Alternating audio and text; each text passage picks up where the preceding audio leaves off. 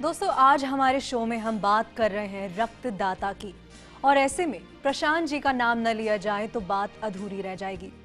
ये वो शख्सियत हैं जिन्होंने कितने ही लोगों की जान बचाई है। प्रशांत जी, हम सबसे पहले आपका स्वागत करना चाहेंगे हमारे कार्यक्रम में। धन्यवाद जी, दुनिया इन्हें ब्लड डोनर के नाम से भी जानती है। तो प्रशांत जी, जब आपको ब्लड डोनर कहा जाता है, कैसा महसूस होता है आपको और किस तरह की कहानी है इस नाम के पीछे? प्रशांत ब्लड डोनर एक ऐसी पहचान जिसके ज़रिए मैं लोगों की जान बचाने के काम आता हूँ। और मुझे बहुत गर्व होता है जब मुझे प्रशांत ब्लड डोनर कहा जाता है। फेसबुक पर भी प्रशांत ब्लड डोनर के नाम से मेरी आईडी है। और मेरा मेन मोटिव है ज़्यादा से ज़्यादा लोगों को ब्लड डोनेशन के लिए अवेयर करना, मोटिवेट करना। जैसा कि आप बात कर रहे हैं कि मोटिवेट करना हमें लोगों को बहुत ज़रूरी है और एग्जाम्पल क्रिएट करके मोटिवेशन देना बहुत ही ज़रूरी है। आपने कितनी बार ब्लड डोनेट किया है वो जानना चाहेंगे हम। मैं अब तक 22 टाइम्स होल ब्लड और 7 टाइम्स एसडीपी डोनेशन कर चुका हूँ, प्लेटलेट डोनेशन जो होता है, यानी 29 टाइम्स कंप्लीट हो चुका है। और अब 30वीं बार ब्लड डोनेशन के लिए मैं तैयार हूँ।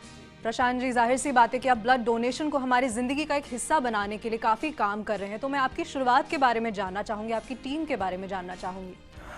शुरुआत तो 2007 में हुई थी। 2007 में जब मेरी शादी हुई थी, लव मैरिज थी मेरी, और वाइफ के साथ बहुत डीपली अटैचमेंट मेरा था। एक छोटी सी बेटी भी है मेरी जो अब 6 साल की है, लेकिन 4 साल पहले सेकंड इशू के दौरान कुछ ऐसे मिस हैपनिंग हुई कि उसके लिए मुझे ब्लड की ज़रूरत पड़ी। 3 दिन तक दिन रात मैं ब्लड बैंक में बहुत ज़्यादा परेशान हुआ, काफ़ी रोता भी था, डॉक्टर्स के पैर तक पकड़ता था कि प्लीज़ मुझे ब्लड दे दीजिए। 4 में से 1 यूनिट तो मैंने डोनेट करके ले ली थी। लेकिन उस वक्त जब हमारा कोई पेशेंट हॉस्पिटल में एडमिट होता है तो हम उस वक्त बहुत ज़्यादा पजल्ड हो जाते हैं, कुछ समझ नहीं पाते हैं कि हमें क्या करना है, क्या नहीं करना है।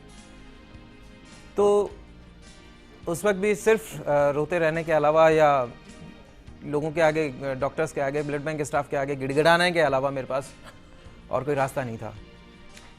और आखिरकार ब्लड का अरेंजमेंट नहीं हो पाया और 19 मई 2011 को मेरी वाइफ की डेथ हुई मेरी आंखों के सामने। और ऐसा मंज़र मेरी ज़िंदगी में वो आया कि जिसने मुझे पूरी तरह से चेंज कर दिया। और शुरू में तो मैं काफ़ी डिप्रेशन में रहा 1.5-2 महीने तक, लेकिन उसके बाद धीरे धीरे कुछ समझ में आने लगा। समझ में ये आया कि काफ़ी सारे लोग ब्लड डोनेशन नहीं करते हैं, और जो लोग करते हैं वो खुद ही करते हैं, दूसरों को ब्लड डोनेशन के लिए मोटिवेट नहीं करते हैं। जी। हमें चाहिए कि हम खुद भी रक्तदान करें और दूसरों को भी रक्तदान करने के लिए प्रेरित करें। ऐसी बात है कि आपके जीवन में काफ़ी उतार चढ़ाव आए और उसके बाद ही आपने इस ब्लड डोनेशन के कैंप को, इस प्रिंसिपल को शुरू किया।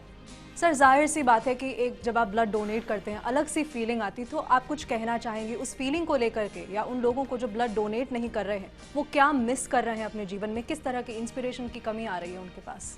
एक्चुअली हमें ज़रूरत है सिर्फ एक शुरुआत करने की। डर पहले मुझे भी लगता था, लेकिन एक बात दिमाग में ये रहती थी कि ये थोड़ा सा दर्द सहन करके मैं कुछ लोगों को ज़िंदगियां दे सकता हूँ। और बस जब शुरुआत की तो फिर एक जुनून सा सवार हुआ और लगा कि अब करते रहना चाहिए। नए रक्तदाताओं की हम बात करें, वो बहुत ज़रूरी हमारे जीवन में। प्रशांत जी, बहुत बहुत धन्यवाद आपका हमसे बात करने के लिए। आपके इस रक्तदान को, महादान को हम सलाम करते हैं।